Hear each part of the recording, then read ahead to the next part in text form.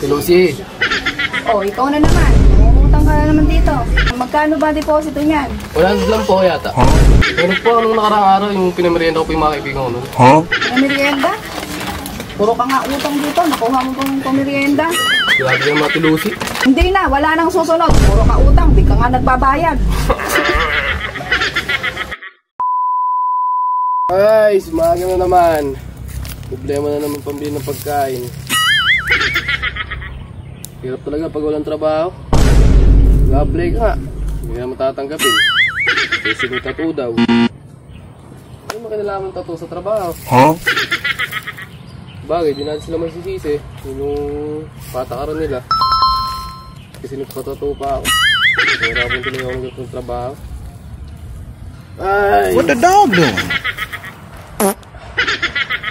Diskarte na nga lang pagbiling pagkain. Kaya sa problemahin kita punan.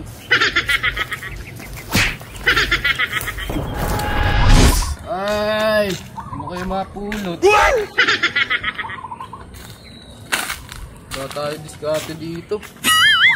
Yun! Mabuti! Nice! Kaya lang, di naman yata ito nabibente. Wala din. Sayang, ang dahil pa naman ito. Oh, mga bukong po. Sino kaya nagtapon ito?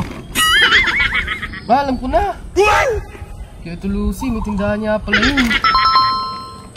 Kaya lang, galit yata sa akin yun. May utang pa ako dun eh. Na, bahala na. Tingnan natin, makakasika tayo sa ano. Tara, dalhin na natin.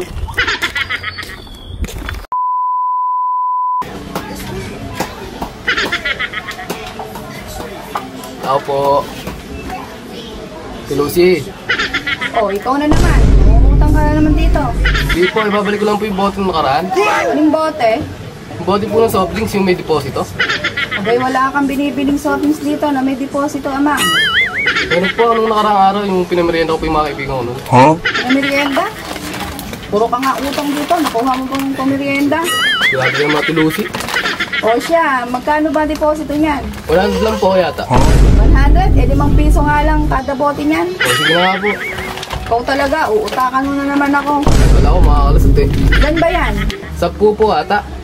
Sige, baba mo na lang dyan. Nice! Sige po. Ito 50. Salamat po. Teka nga lang, ama. Di ba may utang ka pa sa akin nung nakaraan? Baka pwede ito Lucy, susunod na araw na lang po yun. Bayaran. Hindi na, wala nang susunod. Puro ka utang, di ka nga nagbabayad.